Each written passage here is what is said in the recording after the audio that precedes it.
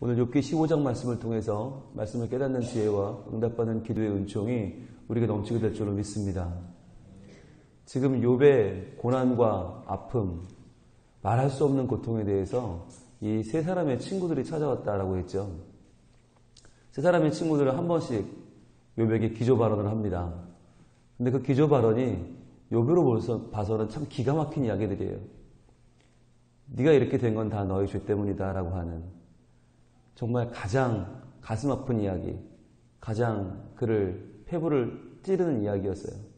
그런데 욥이 볼 때는 지금 이 상황은 아무리 봐도 어떠한 죄 때문이라고 특정할 수가 없는 거예요. 지금 이 두 부류의 차이가 확실하게 우리가 구별이 되어야 되는데 친구들이 말하는 죄와 욥이 말하는 죄가 달라요. 지금 친구들이 말하는 죄는 인간의 원죄를 말하는 거예요. 인간이란 하나님 앞에서 다 죄인이다. 그러니까 하나님 앞에 죄인인데 네가 자꾸 그 죄인이 아니라고 하면 네가 하나님이냐? 라고 하는 거예요. 아니 사람이 다 죄인이지 죄인 아닌 사람이 어딨냐? 그러니까 빨리 죄를 고백해. 빨리 죄인이라고 해. 네 죄 때문에 이렇게 됐다고 해. 이 죄를 말하는 거예요. 근데 욥이 말하는 죄는 뭐냐면 내가 이렇게 고난받게 된 원인으로서의 죄예요. 그러니까 특정한 죄. 그러니까 어떠한 죄 때문에 이런 고난을 당할 만큼 내가 악한 죄를 지어서 너무나 무겁고 너무나 큰 죄를 지어서 그럼 이런 재앙을 내가 맞이한 거냐? 그럼 재앙을 맞이하지 않은 너희는 하나님 앞에 죄가 없냐? 누구나 죄인이라는 걸 내가 모르냐? 누구나 죄인이지. 그런데 내가 지금 이렇게 큰 재앙을 만날 정도의 그런 특정한 죄가 과연 뭐란 말이냐? 난 그거 없다는 거죠. 그런데 여러분 이게 혹시 이 말이 제가 지금 한 말이 이해가 되세요? 안 되세요? 욥기를 15장까지 같이 온 분이라면 이해가 안 될 수가 없어요. 그죠? 이게 이해가 안 되면 이상한 거예요. 욥이 말하는 죄와 친구들이 말하는 죄가 다르다. 서로 지금 다른 이야기를 하고 있어요. 그런데 신기한 건 이 세 친구는 이해를 못해요. 왜 못할까요? 당사자이기 때문이에요. 이해 당사자가 되면 우리는 객관적으로 사실을 볼 수가 없어요. 우리는 욥도 아니고 세 친구도 아니에요.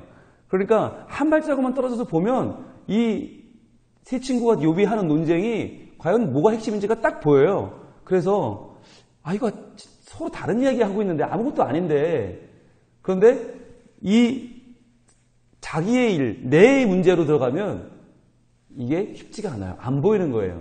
왜 그럴까요? 내 자존심이 걸려 있잖아요. 아니 지금 내가 자기를 위해서 이 먼 길을 달려와서 내가 지 위로하겠다고 와서 지금 이렇게 내가 위로를 해주고 있는데 나같이 대단한 사람이 지금 위로를 해주고 있는데 지가 위로를 안 받아? 고집을 부리고 말이야 반항하고 대항하고 지가 뭔데 이런 마음이 딱 드니까 빈정이 상하고 감정이 상하니까 욥이 하는 말이 안 들리는 거예요. 욥은 지금 기가 막히고 너무 무슨 말도 안 되는 지금 얘기를 하니까 나랑 지금 당신이랑 말하는 죄라는 논리가 다르다 몇 번 설명했어요. 세 명이 한 번씩 얘기했는데 그 세 번 한 얘기가 다 기가 막히는 얘기들이니까 자기 입장을 전혀 고려하지 않고 그냥 일방적으로 너무나 일반적인 이야기. 여러분 일방적으로 하는 말도 나쁘지만 일반적인 말도 나빠요. 왜 지금 욥은 특정한 상황 속에 지금 처해 있으니까 욥이 처한 특정한 상황을 전혀 고려하지 않고 일반적인 이야기를 일방적으로 해버리니까 욥이 너무 지쳤어요. 그래서 무려 12장, 13장, 14장에 걸쳐서 왜들 이러시는 거냐고 나한테. 나 지금 힘들어 죽겠는데 지금 내 상황을 보시면서 그러냐고. 난 지금 그렇게 일반적인 논리로 설명할 수 있는 상황이 아니라고. 좀 내 특별한 상황을 좀 알아달라고 계속 얘기했는데 그 항변이 끝나고 나서 오늘 15장에서의 엘리바스의 두 번째 이야기. 이 엘리바스가 이제 지켜봤죠. 자기가 처음 한 얘기에 욥이 수긍을 안 해요. 그래서 빌닷이 끼어들고 소발이 끼어들었는데 그래도 욥이 수긍을 안 하고 오히려 더 막 반항하는 것처럼 보이는 거예요. 그랬더니 엘리바스의 두 번째 이야기. 과연 두 번째 이야기 하면 얼마나 기대가 돼요. 우리는 훨씬 논리적으로 발전된 이야기를 하겠구나. 훨씬 더 설득력이 있겠구나. 훨씬 더 좀 욥이 들을 만한 이야기를 하겠구나. 근데 그게 그렇지 않아요. 보겠습니다. 15장 1절. 대만 사람 엘리바스가 대답하여 이르되, 자, 두 번째로 말하는 거예요. 엘리바스는 그래도 연장자고 처음 얘기했을 때 가장 부드럽게 얘기했어요. 가장 예의 있게 얘기했던 사람이에요. 빌닷이나 소발보다는 굉장히 말이 논리가 있었어요. 그런데 이랬던 그가 욥을 보면서 자존심이 상하고 빈정이 상하니까 어떻게 나오느냐. 바로 2절에서 지혜로운 자가 어찌 헛된 지식으로 대답하겠느냐. 어찌 동풍을 그의 복부에 채우겠느냐. 야, 너 지혜롭다며. 그런데 왜 헛된 지식으로 대답하고 있어? 라고 하는 거죠. 네 지식 보니까 다 헛되네? 여러분, 이게요, 절대로 논리적으로 이야기할 때 해서는 안 되는 말입니다. 여러분, 지금 이 친구들이 하려는 게 뭐예요? 욥을 설득시키려는 거 아니에요. 설득시키려고 하면 내 의견이 왜 맞는지를 설명해야지, 너 헛된 지식이야, 너 잘못됐어라고 말하면 얘기 자체가 안 되는 거예요. 내 이야기의 옳음을 이야기해야 되는데, 지금 엘리바스는 이 두 번째 이야기를 하는 15장에서 전부 다 뭘 하냐면 비난부터 합니다. 너 잘못됐어. 너 빨리 그 생각 고쳐. 너 그렇게 하니까 네가 지금 이렇게 죄 가운데 있는 거야. 라고 하는 엘리바스의 두 번째 말은 첫 번째 말과 완전히 달라요. 첫 번째는 그래도 자기의 논리가 있었는데, 두 번째 말 시작하면서는 내내 비난조예요. 동풍을 복부에 채우겠느냐. 동풍이 뭐냐면 팔레스타인에서 여러 가지 불어오는 바람들이 있는데, 그 바람들이, 여러분 더운 나라에서 바람이 얼마나 고마워요. 얼마나 그 바람이 고맙고 시원해요. 그런데 동풍은 달라요. 동풍은 열풍이에요. 그러니까 더운데 더 덥게 만들어버리는 바람이 동풍이에요. 이 동풍에 기껏 열매를 맺고 싹을 틔웠던 식물들이 다 말라 죽어버려요. 그러니까 바람은 좋은 거지만 이 동풍은 안 불어야 되는 바람인 거예요. 도움이 안 되는 바람. 그런데 지금 뭐라고 그래요? 헛된 지식이라고 하면서 복부에 채우겠느냐. 즉 너는 지금 네 지식이라고 하는 그 말은, 네 지혜는 너를 말라 죽이게 하는 헛된 지혜다. 헛된 지식이다. 라고 그를 비웃는 거죠. 그리고 이렇게 되면 3절. 어찌 도움이 되지 아니하는 이야기 무익한 말로 변론하겠느냐. 네가 지금 하는 말은 다 쓸데없는 얘기다. 다 내가 들어보니까 부질없는 이야기다. 여러분, 우리가 지금 어제까지 12, 13, 14장을 다 봤잖아요. 이게 다 부질없는 이야기예요? 아니에요. 욥은 지금 너무나 괴롭고 힘든 자기의 현실을 직시하고 있어요. 그리고 이런 상황에서 내가 어떻게 살아야 될지, 어떻게 붙잡아야 될지를 이렇게 저렇게 어떻게든 살아보겠다고 버티고 있어요. 대단한 거예요. 욥은 포기하지 않아요. 욥은 무너지지 않아요. 어떻게든 살아보겠다고 하나님을 붙잡고 끝까지 버텨보려고 하는데, 거기다 대고 친구들이 하는 말은 그거 도움 안 돼. 그거 무익해. 야, 그거 해가지고 뭐 네가 살겠냐? 야, 그거 별거 아니야. 다 갖다 버려. 라고 하는 거죠. 내 생각, 내 말 외에 네 말은 다 필요 없어. 라고 하는 일방적인 지금 비난을 하고 있는 거예요. 여기에는 근거가 없어요. 자, 4절입니다. 참으로 네가 하나님 경외하는 일을 그만두어 하나님 앞에 목도하기를 그치게 하는구나. 내 죄악이 내 입을 가르치나니 네가 간사한 자의 혀를 좋아하는구나. 너를 정죄하는 것은 내가 아니요 내 입이라. 내 입술이 내게 불리하게 증언하느니라. 자, 네가 그렇게 말하는 걸 들어보니까 너 하나님도 이제 경외하지 않겠구나. 너 하나님께 기도하는 것도 이제 하지 않겠구나. 왜? 네 말이 그렇게 옳으니까. 네가 하나님 해. 라고 하는 거죠. 이게 되게 나쁜 말이에요. 상대방의 말을 비웃고 조소하면서 그 말이 왜 틀렸는지를 지금 말을 못해요. 엘리바스는. 지금 욥의 말이 어디가 어떻게 틀렸는지를 논리적으로 반박하는 게 아니라 그냥 맹비난. 너 하나님 안 믿어도 되겠네? 네가 하나님이네? 라고 하는 맹비난. 근거 없는 비난. 딱 요 15장의 분위기는, 수준은 뭐냐면 초등학교 2학년 분위기예요. 막 얘들이 말싸움하다가 안 되니까 니 똥 굵다 그리고 휙 도망가는 그런 식. 잘났다 잘났어 라고 하는 식. 아무것도 아니에요. 그런데 점점 더 가면 갈수록 가관입니다. 7절. 내가 제일 먼저 난 사람이냐? 산들이 있기 전에 내가 출생하였느냐? 자, 지금 뭘 걸고 넘어지죠? 나이예요, 나이. 여러분, 나이 얘기 나오면 진 거예요. 얘기하다가, 야, 네가 그럼 나보다 더 먼저 태어났냐? 너 몇 년생이야? 너 무슨 띠야? 이렇게 나오면 이미 진 거예요. 논리로 안 되니까 나이 걸고 넘어지는 거 아니에요. 네가 제일 먼저 났어? 야, 네가 그러면 우리 중에 제일 그러면 어른이야? 우리가 네 말 들어야 돼? 라고 하는 거 아니에요. 야, 제일 먼저 났어? 산들이 있기 전이니까 출생했어? 아니잖아, 아니잖아. 아우, 여러분, 우리가 이러고 있지 않나? 돌아봐야 되는 거죠. 그러면서 뭐라고 그래요? 하나님의 오묘하심을 내가 들었느냐? 지혜를 홀로 가졌느냐? 네가 우리보다 그렇게 먼저 태어나서 우리보다 잘하는 게 있다고 좀 그러냐? 나이도 어린 것이 어디다 대고 지금 또박또박 말댔구냐 이거죠. 하나님의 오묘하심 내가 들었어? 지혜를 홀로 가졌어? 네가 그렇게 잘해? 라고 하는 거죠. 그러면서 9절, 네가 아는 것을 우리가 알지 못하는 것이 무엇이냐? 네가 깨달은 것을 우리가 소유하지 못하는 것이 무엇이냐? 자, 네가 아는 거, 네가 깨달은 거. 지금 이 엘리바스가 왜 이렇게 화가 났나? 왜 이렇게 비난을 하고 있나? 라고 하는 이유가 나오죠. 욥이 안다고 말했기 때문이에요. 나도 안다. 나도 안다 했기 때문이죠. 언제 그랬죠? 12장 가봅니다. 12장.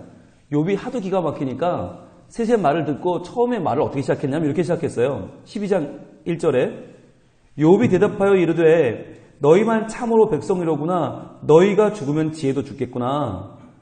나도 너희같이 생각이 있어 너희만 못하지 아니하니 그 같은 일을 누가 알지 못하겠느냐. 자, 나도 너희가 아는 거 안다고 그런 거예요.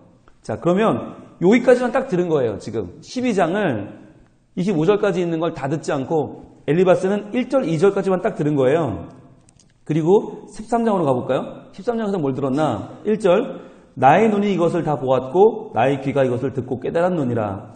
너희가 아는 것을 나도 아노니 너희만 못하지 않으니라. 딱 여기까지만 들은 거예요. 12장도 1절, 2절. 13장도 1절, 2절. 여기까지만 딱 진짜 시작하는 말만 듣고 그 뒤를 안 들은 거예요. 듣지도 않았어요. 들을 필요도 없죠. 내가 너 같은 거 말을 왜 들어. 그러니까 지금 1절, 2절만 듣고 말꼬리를 잡는 거죠. 오늘 돌아오면 15장 9절에서 네가 아는 걸 우리가 알지 못하는 것이 뭐냐? 네가 깨달은 걸 우리가 소유하지 못한 것이 뭐냐? 도대체 네가 다 안다고 그러는데 네가 뭘 그렇게 많이 안다고 잘난 체를 하냐? 네가 대체 뭐야? 너 뭐야? 라고 하면서 진짜 이제 하지 말아야 될 말을 10절에 하죠. 우리 중에는 머리가 흰 사람도 있고 연로한 사람도 있고 네 아버지보다 나이가 많은 사람도 있느니라. 예, 여러분 이렇게 나오면 이미 진 겁니다. 내가 나이가 몇 살인 줄 알아? 야, 내가 머리도 희고 너보다 연로하고 네 아버지보다 나이 많은 사람도 있어. 이게 여러분 사람이 말싸움을 할 때 말싸움 같아야 지금 그렇겠지만 제일 하지 말아야 될 말, 제일 젊은 사람들이 기분 나빠하는 말이 이겁니다. 너 몇 살이야? 넌 애비애미도 없어? 이렇게 나오면 젊은 사람들은 그때부터 아무 말도 하고 싶지 않아요. 왜요? 논리가 없는 거예요. 말로 하면 져요. 말로 하면 말이 상대가 안 되니까 뭘로 밀어요? 나이로 미는 겁니다. 이미 너 몇 살이야? 내가 몇 살인지 알아? 라고 나이로 나오기 시작하면 그때부터 이미 진 거예요. 이미 할 말이 없는 거예요. 말로는 당해낼 수 없는 거예요. 그러니까 나이로 밀어보려고 하는 거예요. 나이로라도 내가 대우를 좀 받아보고 싶다. 여러분 근데요, 요즘 젊은 사람한테 이렇게 말했다 큰일 납니다. 예. 나이가 중요한 게 아니잖아요. 지금 중요한 건 누가 더 하나님의 진리 말씀을 더 많이 묵상하고 더 많이 그 내용들을 지금 삶으로 살아내고 있느냐, 얼마나 삶으로 내가 그 하나님의 살아계심을 증거하고 있느냐가 중요한 건데 말로 안 되니까 엘리바스는 나이로 미는 거예요. 야, 내가 나이가 몇인데 네가 나를 무시해? 라고 하면서 밀어붙여요. 그러면서 뭐라고 해요? 11절, 하나님의 위로와 은밀하게 하시는 말씀이 내게 작은 것이냐? 내 말이 하나님의 위로라는 거예요. 나이가 많은 내 말은 하나님 말이고 은밀하게 하시는 하나님 말씀인데 네가 그걸 무시해? 라고 하는 거죠. 여러분 이게 더 교만한 거예요. 나이가 뭔데요? 여러분 내가 더 살았으면 내가 하나님이에요? 아니잖아요. 그런데 지금 엘리바스는 내가 너보다 나이도 많은데 내 말은 하나님의 위로인데 하나님의 은밀하게 하시는 말 이게 지금 작으냐? 이게 지금 너한테 별거 아니냐? 라고 하는 거죠. 오히려 더 이 말이 불경한 말이죠. 그러면서 12절 어찌하여 내 마음에 불만스러워하며 내 눈을 번뜩거리며 내 영이 하나님께 분노를 터뜨리며 내 입을 놀리느냐. 너 자세가 왜 이래? 라고 하는 거죠. 너 지금 이 불만스러운 자세는 뭐야? 너 어디서 눈을 똑바로 떠? 라고 하는 거죠. 여러분 이것도 증거예요. 이런 말도 하면 안 돼요. 왜냐하면 지금 누가 더 맞는 진리의 말씀을 하고 있냐는 지금 논쟁인데 지금 엘리바스의 말은 보세요. 자기 말에 대한 근거는 하나도 없어요. 너 나이가 몇이냐? 내가 나이가 많은데 너 왜 눈을 그렇게 떠? 너 기분 나빠. 눈 깔어. 라고 하는 거죠. 오늘 어디서 지금 네가 말이야 나한테 네가 지금 이러면 돼? 이미 진 거죠. 이미 졌어요. 그런데 욥에게 그가 하고 있는 말에 가장 하지 말아야 되는 말은 또 지금 반복하고 있는 그의 논리죠. 14절 사람이 어찌 깨끗하겠느냐 여인에게서 난 자가 어찌 의롭겠느냐. 이게 지금 계속 하고 있는 말이잖아요. 너 더럽다. 너 죄인이다. 너 회개해라. 네가 잘못했다고 고백해라. 잘하잖아요. 욥은 뭐예요? 그거 아니라고 지금 몇 번을 얘기했어요. 아니 사람이 죄인인 걸 모르냐고. 근데 지금 나는 그 원죄 때문이 아니라고.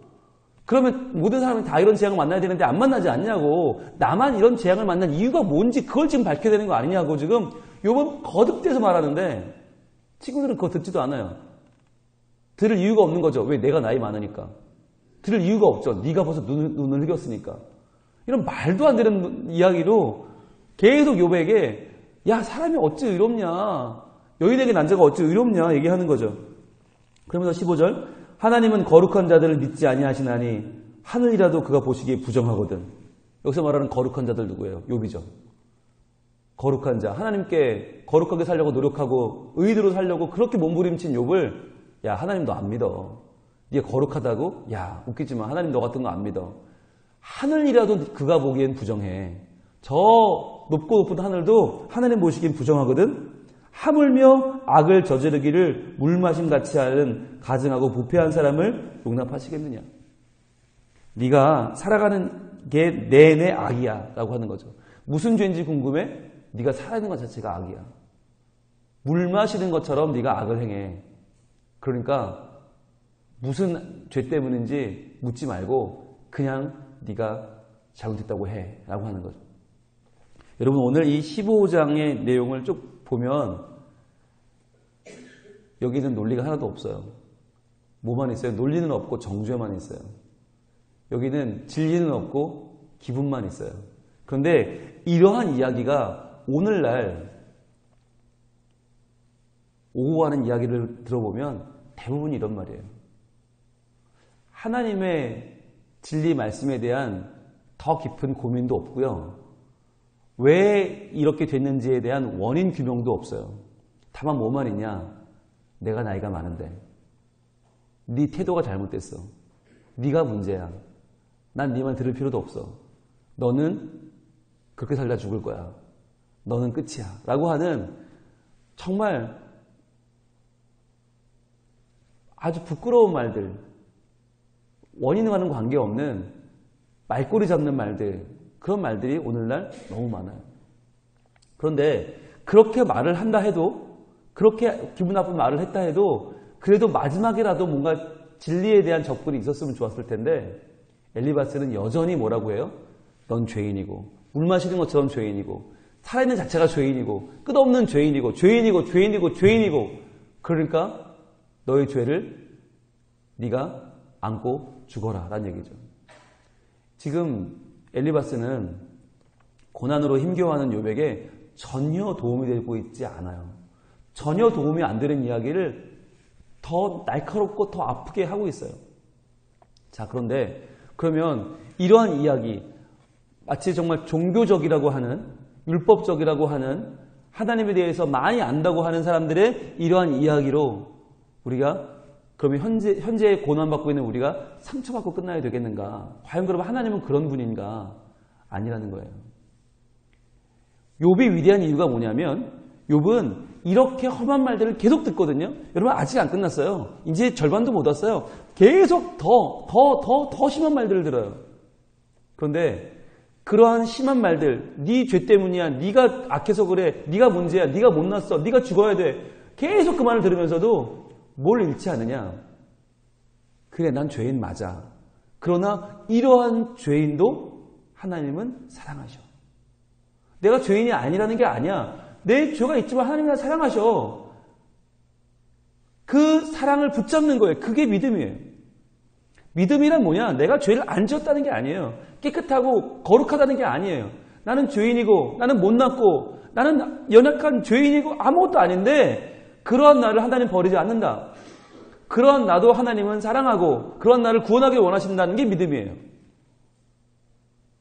지금 엘리바스의 말에 의하면 살아있어도 되는 사람은 아무도 없어요. 다 죽어야 돼요. 다 고난받고 다 벼락마다 죽어야 돼요. 왜? 우리가 다 죄 지은 연약한 사람들 아닙니까? 그런데 욥이 지금 버티는 건 뭐예요? 나는 죄인이지만 그러나 하나님은 그렇다고 해서 나를 죽으라고 하는 분이 아니다. 나를 오히려 건지시는 분이다 라고 하는 거죠. 이 욥의 믿음이 뭘 낳았냐? 소망을 낳았어요. 믿음이 소망을 낳는다.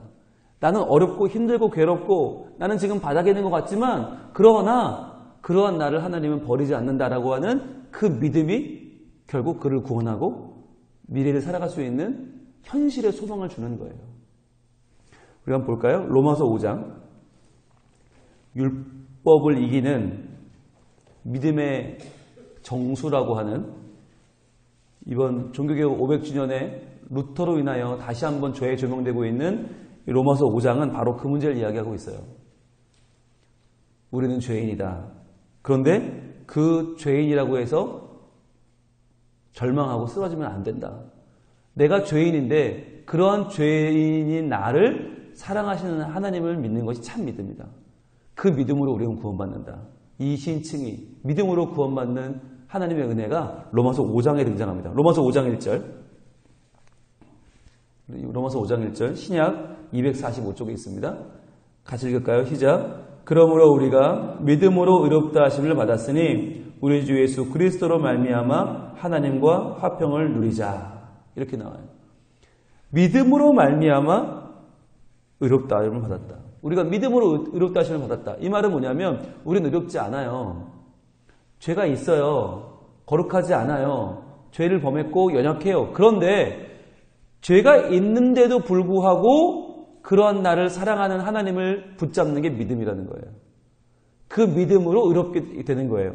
여러분 이게 중요해요. 믿음이 왜 중요하냐? 죄가 있고 의롭지 않은 내가 믿음으로 하나님을 붙잡으면 그래서 의롭게 되는 거라는 거예요. 그러니까 믿음이 없으면 그냥 죄인인데 믿음으로 붙잡으면 내가 죄인이었는데 믿음 때문에 의롭게 되는 거. 믿음 때문에 의롭다고 봐주시는 거. 그게 이신칭이거든요. 지금 욥은요. 이 믿음을 갖고 있는 거예요. 나는 죄인이고 부족하고 허물이 많지만 그러나 그러한 나를 하나님 버리지 않아. 자, 믿음으로 잡았어요. 그랬더니 뭘 누려요? 하나님과 화평을 누리자. 하나님 앞에서 죄인들은 화평할 수가 없죠. 곧 벌받고 죄로 인해 죽어야 되죠. 그런데 화평을 누릴 수 있는 이유는 뭐예요? 믿음이 생겼기 때문이에요. 2절 또한 그로 말미암아 우리가 믿음으로 서 있는 이 은혜에 들어감을 얻었으며 자, 은혜는 뭘로 얻어요? 믿음이에요. 믿음으로 서 있는 은혜. 즉 나는 죄인이지만 하나님 나를 사랑하시고 버리지 않는다는 그 믿음을 잡을 때에만 은혜를 받을 수 있고요. 그 은혜는 또 어디로 들어가요? 하나님의 영광을 바라고 즐거워하느니라. 하나님의 영광으로 들어가는 거예요. 죄인이 상상도 못할 하나님의 은혜를 영광을 어떻게 들어가는가? 믿음으로 은혜에 서니까 영광을 바라볼 수 있다는 거예요. 3절 다만 이뿐 아니라 우리가 환난 중에도 즐거워하나니. 여러분 환난 중에 어떻게 즐거워하죠? 환난이 왔는데 어떻게 즐거워해요? 믿음이 있으니까. 그 믿음 때문에 의롭게 되고 믿음으로 서 있는 은혜 가운데에서 하나님의 영광을 바라고 즐거워하니까 거기서부터는 환난이 문제가 아니죠. 내게 닥친 환난이 문제가 아니라 왜 환난을 넘어서는 하나님의 사랑이 내게 임하기 때문에 환난은 인내를 낳고요. 인내는 연단을 낳고요. 연단은 소망을 이루는 줄 알미니라. 믿음이 있다면, 하나님 날 버리지 않아라는 믿음이 있다면 환난은 내게 오히려 더 길면 길수록 인내를 키워준다는 거예요. 환난은 날 죽일 수 없고, 환난은 나를 막을 수 없고, 나를 망하게 할 수 없고, 오히려 인내를 길러주고요. 그 기나긴 인내 가운데 나는 연단된다는 거예요. 연단이란 쇠를 때리는 거죠. 쇠를 때려서 더 강하게 만드는 거죠. 맞을 때는 아프지만 더 강해지죠. 견고해지죠. 그래서 물은 철이 칼이 되죠. 날카로운 칼이 되어 쓸모있는 주인에게 사용되는 칼이 되죠. 연단은 소망을 이루는 줄 알면요. 결국 환난이 소망이 된다는 얘기죠. 뭘 놓지 않으면? 믿음을 놓지 않으면. 믿음은 환난을 이기는 힘이다. 환난을 이기는 진정한 소망이 뭐냐? 믿음이라는 거예요. 자, 그래서 이 믿음으로 얻은 소망은 어떤 역할을 하나? 5절, 소망이 우리를 부끄럽게 하지 아니함은 우리에게 주신 성령으로 말미암아 하나님의 사랑이 우리 마음에 부은 바 됨이니. 죄인인 우리에게 부어주시는 사랑이에요. 그걸 믿는 게 믿음이고 그 믿음으로 소망이 태어났다는 거예요.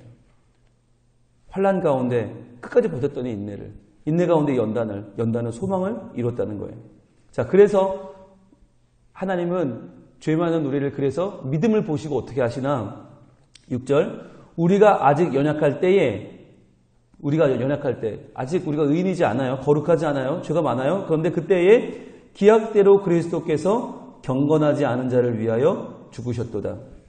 연약한 자, 경건하지 않은 자, 그러나 믿음이 있는 자들을 하나님은 어여삐 보시고 예수님을 보내주시고 우리를 위해 죽었다는 거예요. 7절, 의인을 위하여 죽는 자가 쉽지 않고 선인을 위하여 용감히 죽는 자가 혹 있거니와. 근데 우리는 의인도 아니고 선인도 아니죠. 우리가 아직 죄인 되었을 때에 그리스도께서 우리를 위하여 죽으심으로 하나님께서 우리에 대한 자기의 사랑을 확증하셨느니라. 이 말은 엘리바스의 말과는 정면으로 대치되는 말입니다. 엘리바스는 너 죄 지었잖아. 죄 있잖아. 그럼 하나님 앞에서 아무것도 아니야. 너는 끝났어. 너는 끝이야. 라고 말해요. 엘리바스는 말은 그래요. 그러나 로마서 5장은 그렇게 말하고 있지 않죠. 우리가 아직 연약할 때에 예수님 우리를 위해 오셨고 경건하지 않은 자를 위해 죽으셨고 우리가 죄인 되었을 그때에 예수님이 우리를 위하여 죽으심으로 하나님의 사랑을 확증하셨다. 그게 성경의 증언이에요.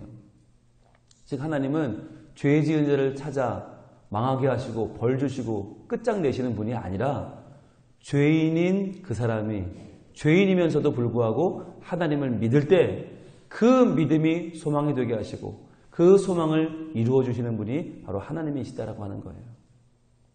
이 믿음이 있는가 없는가는 우리의 현실의 문제를 이길 수 있는가 없는가의 굉장히 중요한 문제예요. 게다가 나 하나만 사는 게 아니라 다른 사람도 살릴 수 있어요. 이 믿음이 없으면 주변 사람을 살릴 수 없어요. 우리가 오늘 이 아침에 이 믿음 갖기를 원합니다. 그냥 기분 나쁘다고 남 비난하고 기분 나쁘다고 남 끌어내리고 자존심 상한다고 물고 늘어지고 말꼬리 잡고 나이 들먹이면서 넌 뭘 잘했냐 이게 아니라 그러한 우리의 연약함과 부족함에도 불구하고 그 약한 현실을 뛰어넘게 만들어주는 하나님을 향한 믿음, 그 믿음이 가져오는 소망, 그 소망이 이루는 우리의 미래를 바라보는 것. 환난을 이기는 나의 지금 재앙을 이기는 문제를 이기는 하나님이 열어주시는 길인 줄 믿습니다. 그 소망이 오늘 우리에게 있기를 원합니다. 그 소망 가운데 하나님이 우리의 하루를 온전히 여실 줄로 믿습니다. 기도하겠습니다.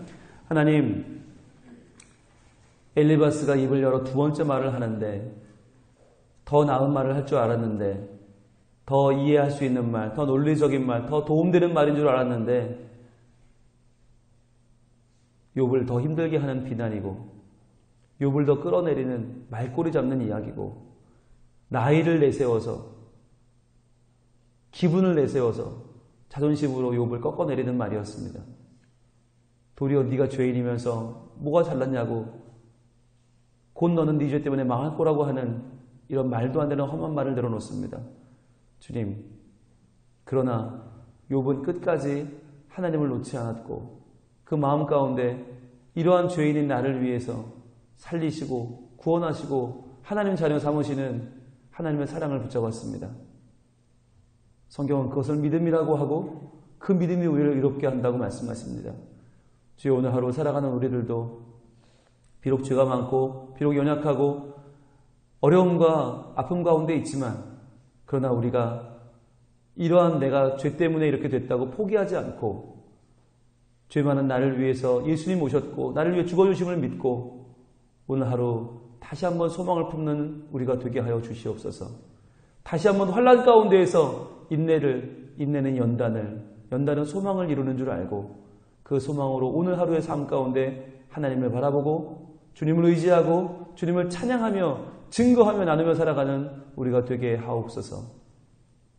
믿음의 소망으로 우리를 승리케 하시는 예수님 이름으로 기도합니다. 아멘.